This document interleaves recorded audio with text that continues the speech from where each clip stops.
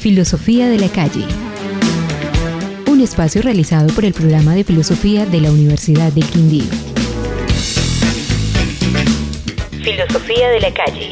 El programa donde todos tenemos algo que decir, porque la filosofía es de todos.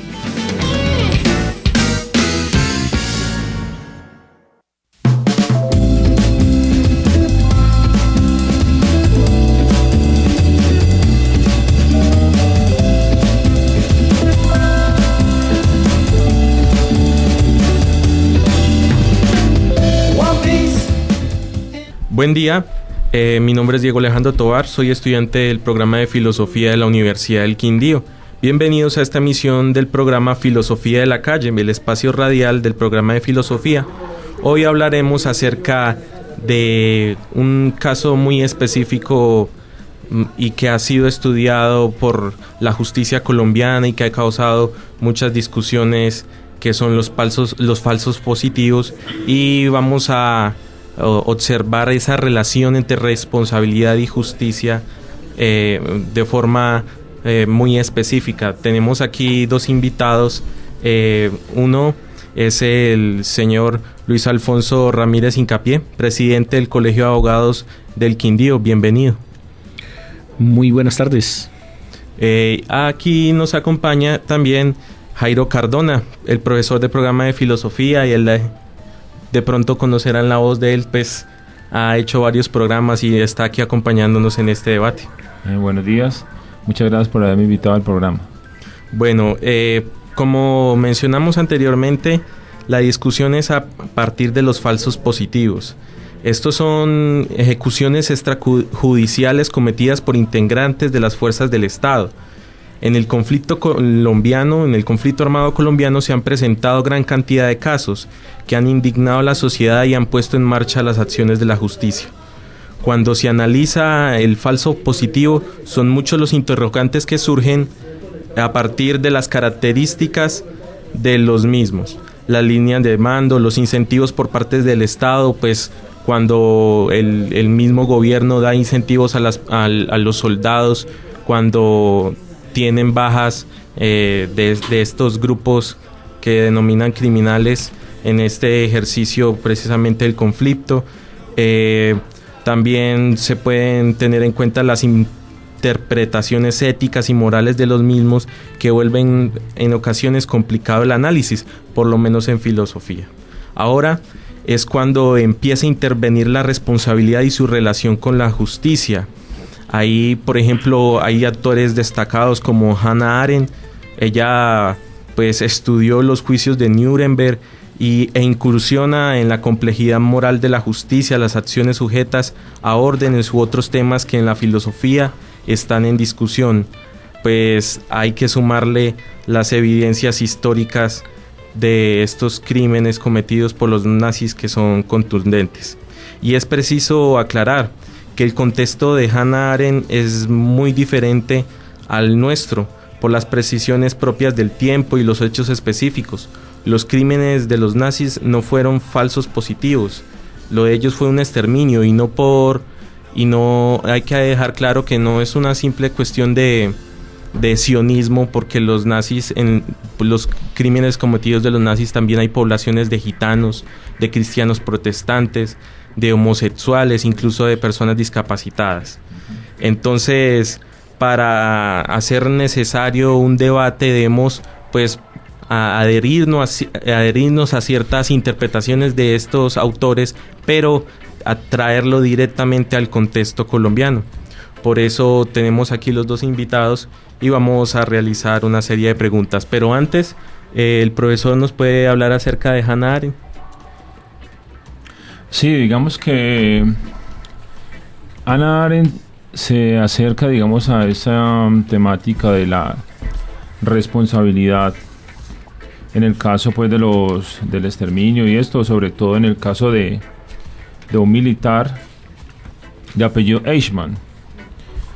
Y lo que hace ella es, Eichmann era pues alguien dentro de la carrera militar pues de los alemanes, y lo que él hacía era encargarse del transporte de los judíos hacia los campos de concentración. Como tal, él no mató a nadie pues directamente, sino que simplemente era un trabajo administrativo donde él movía, digamos, a esas personas. Entonces Eichmann se ocultó cuando terminó la guerra, se voló para Argentina. En Argentina entonces estuvo un tiempo, unos años, y luego adquirió la ciudadanía argentina. Después de que terminaron el juicio de Nuremberg, todo esto directamente con los primeros militares y empresarios y funcionarios del gobierno alemán, el que continuó, digamos, persiguiendo a los nazis que quedaban en la periferia, escondidos en Sudamérica, escondidos en Europa, fue ya prácticamente el gobierno de Israel. Entonces comenzaron a perseguir, a investigar dónde estaban los nazis que todavía estaban vivos, para llevarlos a Israel y enjuiciarlos allá. Entonces eso fue una noticia mundial, porque vinieron pues a Sudamérica, vinieron a Argentina, secuestraron a Eichmann, que ya era un ciudadano argentino, y lo llevaron pues así escondidas del gobierno mismo argentino para enjuiciarlo en Israel. Pues bueno, eso pues en cierto modo yo tengo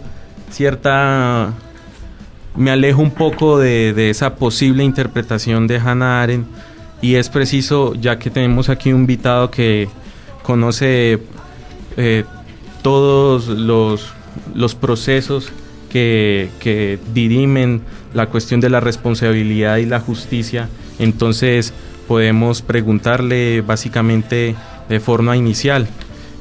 Por ejemplo, cuando estamos poniendo el ejemplo de Adolf Eichmann, en el caso de él, digamos lo que fue una cuestión administrativa, ¿estas órdenes lo eximen de alguna responsabilidad?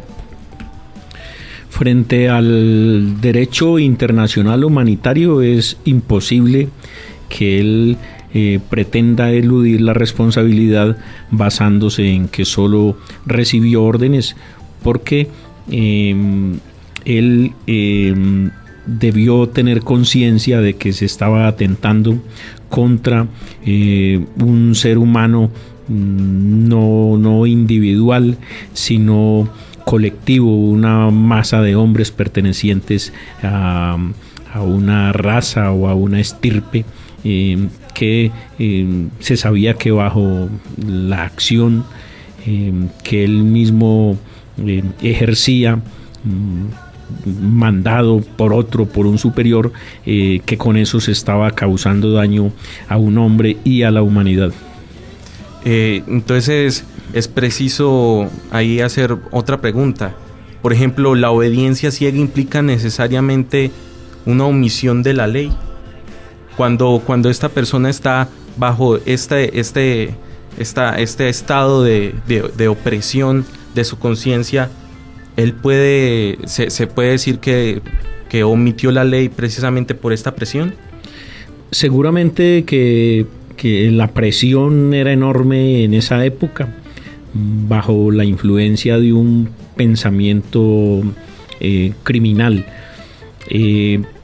pero considero también que en esa época no existía alguna disposición legal que le ordenara a un inferior reflexionar sobre esa posible crueldad de la orden que iba a ejecutar. Entonces, en el caso colombiano, pues muchos de estos crímenes de los falsos positivos fueron cometidos por subalternos, y ellos se han refugiado pues precisamente en este proceso de las órdenes del superior. En el caso colombiano, ¿cómo ha debatido la jurisprudencia estos procedimientos? Definitivamente no se han admitido esa clase de argumentos defensivos por parte de un inferior. La mayoría de las veces no se trataba simplemente de cumplir una orden, es decir, las órdenes normalmente envuelven en sí misma un sentido de humanidad que no puede ser ignorado, porque a una persona, en el caso de estas ejecuciones extrajudiciales o falsos positivos, un campesino, por ejemplo, se le conducía a un lugar apartado en el monte o en la selva, y allí cobardemente se le quitaba la vida, se le montaba un uniforme, armas, botas, etcétera. Es decir, nadie en sus 5 sentidos sería capaz de negar que en ese momento estaba cumpliendo un acto inhumano, delincuencial, de los más graves, cual es el de quitarle la vida a una persona indefensa.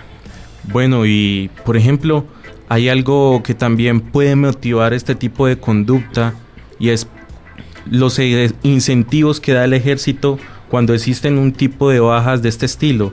Esto también no solo fue una cuestión de órdenes, también fue una cuestión también de intereses económicos o de beneficios dentro del mismo ejército, ¿cierto?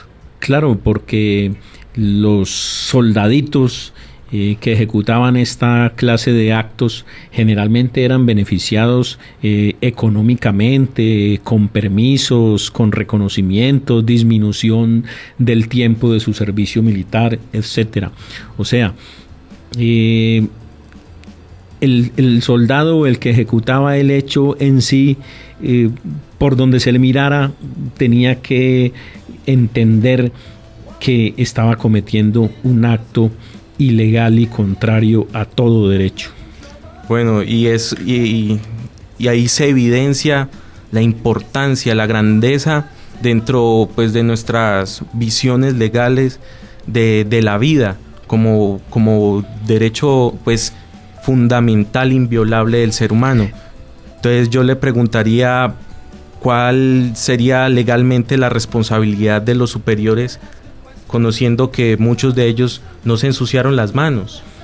En nuestro derecho penal existe la figura del autor intelectual. Entonces es tan responsable el que da la orden como aquel que la ejecuta. Es preciso. Es que, por ejemplo, ahí está lo interesante, pues, por ejemplo, del debate filosófico, que se pueden permear diferentes opiniones, diferentes interpretaciones morales o éticas, y la precisión de la ley. Sí, es que se ha dicho, pues, que en estos casos nada resulta más perverso que el empleo de la fuerza pública y de los medios e instrumentos puestos a su servicio con fines ajenos a la protección de los derechos de los asociados, aún más cuando su objetivo constituye el desconocimiento y la supresión de las garantías fundamentales, específicamente el derecho a la vida. Como usted, pues, pertenece al Colegio de Abogados, es presidente del Colegio de Abogados de aquí del Quindío, ¿usted tiene conocimiento de algún caso registrado de falso positivo en el Quindío, o por lo menos cerca en esta región? Por aquí se ha conocido de la existencia de muchos casos, pero en mi ejercicio profesional adelanté una demanda administrativa en nombre de unas personas, hermanos de un campesino, en los lados de Pensilvania, Caldas, cuando un campesino, como digo, aprovechando el ejército su condición de borrachito del pueblo, de los que van cada 8 días a tomar licor, a gastarse en lo que se han ganado en las fincas, y bebe 1 o 2 días, y un día cualquiera el ejército lo traslada desde Manzanares, Caldas, hasta sitio cercano a Pensilvania, y por allá lo ejecuta en estado de indefensión por su estado de embriaguez en que se encontraba, y lo presenta ante las autoridades, ante sus superiores. Ese ejército, compuesto por un sargento y unos 3 soldados, lo presentan como muerto en combate. se le vistió como un guerrillero, se le colocaron armas, inclusive se le colocó en su mano un arma y se le hizo disparar para que una prueba de guantelete que llaman arrojara resultados positivos en el sentido de que había disparado un arma. Sin embargo, en nuestro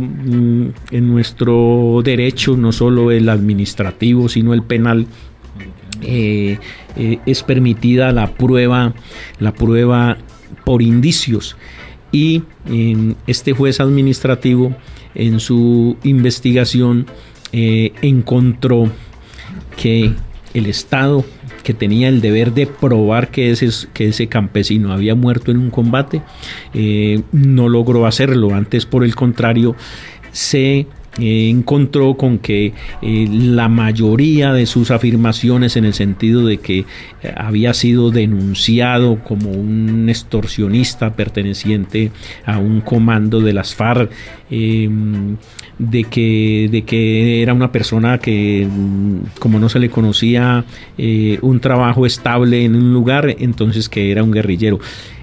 Ninguna de esas afirmaciones erráticas, o digámoslo de una vez mentirosas, de ese ejército logró encontrar eco en el proceso, y por consiguiente el Estado fue condenado a reparar unos perjuicios a los parientes de ese campesino. Voy a hacer uso, no sé, de una forma no muy práctica, de un término muy judicial, que son los agravantes. Por ejemplo, en Soacha se conocieron, pues, que son los casos de falsos positivos más destacados precisamente, y que se han mostrado más en la sociedad. Hay casos incluso de personas en condición de discapacidad cognitiva que precisamente fueron asesinados y vestidos como guerrilleros. Entonces eso es realmente grave. Por ejemplo, ya me gustaría hacerle una pregunta al profesor. ¿Cómo sería, pues, de forma precisa la intervención de la ética y la moral al momento de abordar un análisis acerca de estos crímenes? Pues yo creo que lo más acercado, digamos, lo que más se acerca, digamos, a ese tema, digamos, en el contexto de esas ejecuciones y todo eso, sería, a pesar de que Hannah Arendt es de otra época, como decía, y otro conflicto diferente, el tema sobre Eichmann sigue siendo como un referente en el sentido de la responsabilidad de los combatientes, ¿cierto? A la hora de hacer sobre todo esos sacrificios de personas y todo esto. Entonces, digamos que si se encuentra, pensando pues dentro del esquema militar o del sistema militar, el ambiente militar que se maneja allá cuando están pues en el ejército los soldaditos, como decía acá el compañero, como en el caso de Eichmann también era un esquema deteriorado, sino que allá era pues maximizado toda la sociedad, pero digamos allí dentro del ejército se maneja, como usted dijo, unos incentivos, y aplicar para los incentivos es lo bueno. Entonces un soldadito que llega de 18 años allá, seguramente de una finca, posiblemente ahí como pasa en la guerrilla también, y se someten a lo que esa organización de guerrilla o ejército o paramilitares le diga, ¿cierto? Que es bueno. Entonces, si usted hace esto, entonces tiene recompensa. Si no lo hace, lo matamos o dejamos algo a su familia. Entonces, digamos que la conciencia de esa persona, digamos por ejemplo, los paramilitares y en la guerrilla, pues que sea de más temprana edad, ¿cierto? Muchas veces desde pequeño, de 13 años o algo así, o 12 años. Entonces, que la conciencia se transforma en cierta manera y aprenden a ver eso como algo que está bien hecho o permitido. Mientras en el ejército también, a pesar de que vienen más grandes, también hay un incentivo ahí. Y entonces la conciencia moral, pensando en el sentido de Hannah Arendt, no está formada de una manera adecuada. Es como una adaptación de conciencia. Sí, eso más, digamos, se está deteriorando el contexto, entonces la conciencia moral no está desarrollada de la manera que debería. Entonces, como decíamos de Eichmann, él en cierta manera no era culpable moralmente, aunque penalmente, como dice acá José Luis, si es culpable. O sea, había una pelea ahí entre lo legal y lo moral, pero de todas maneras lo legal sigue prevaleciendo ahí. Luis Alfonso, una pregunta, y yo creo que esto sí es un tema interesante de análisis. ¿Por qué los militares buscaban que estos crímenes no fueran investigados por la justicia que ellos denominan ordinaria, sino por la militar? Pues sencillamente porque querían impunidad. Es decir, la justicia militar los blindaba frente a un castigo y a una investigación en su contra. Entonces, desde hace mucho tiempo venimos desconfiando de esa justicia militar porque precisamente ella misma tolera esos actos inhumanos y salvajes que cometen durante el ejercicio de sus funciones. Entonces, una manera de garantizar que no les pase nada es precisamente ser juzgados por jueces sus pares, que como ya intuye la gente, es decir, había una especie de complot institucional, aunque es muy peligroso hablar de que era una política estatal. Uno sí podría, dentro de su experiencia común, afirmar que existía un complot general dentro de las fuerzas militares para que esos actos por fuera del derecho no recibieran una sanción. Bueno, una última pregunta y ya para terminar, yo creo que me la responden brevemente los dos. Por ejemplo, la pregunta es la siguiente: ¿la justicia colombiana tiene la capacidad de dar un juicio imparcial? Lo hablo, por ejemplo, en el sentido de que hemos tenido casos tan absurdos. Por ejemplo, ahorita está muy en boga lo del señor Nule, que le dan una casa por cárcel por una cuestión de depresión. En cambio, a un colombiano por robarse un Maggi le dieron 6 años de cárcel. Entonces, estamos seguros de y podemos confiar en la justicia colombiana. Empecemos por Luis.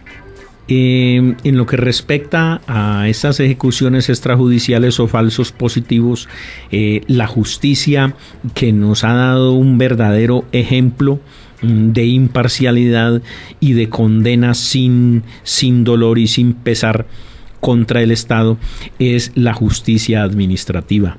Dolorosamente debo decir que la justicia penal, como ha sido manejada por los jueces penales militares, no ha estado en la medida de su intención de impartir justicia, y por eso cada rato los organismos internacionales condenan al Estado colombiano a ejercer una serie de reparaciones no solo pecuniarias, sino morales, en el sentido de proteger la memoria de esos fallecidos.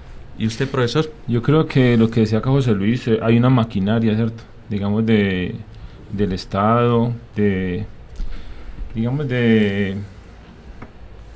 perdón, Luis Alfonso. ¿Del Estado? Sí, del Estado. Hay unos beneficiarios, hay unos intereses ahí que se mueven, y de todas maneras no vamos a saber cuál es toda la verdad sobre los desaparecidos o los muertos de la guerrilla, ni de los paramilitares, ni del ejército. O sea, hay mucho todavía que está oculto ahí y que seguramente no lo vamos a conocer.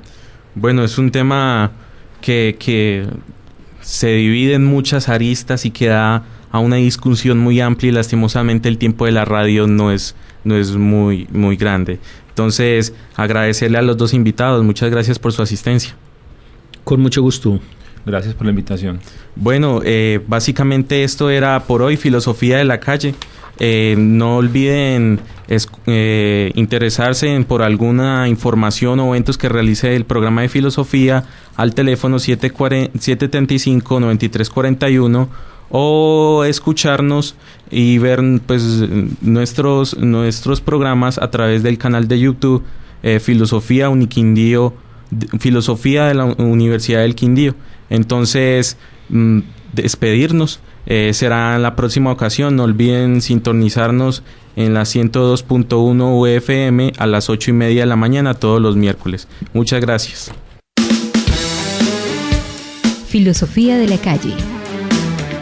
Un espacio realizado por el programa de filosofía de la Universidad del Quindío. Filosofía de la calle. El programa donde todos tenemos algo que decir, porque la filosofía es de todos.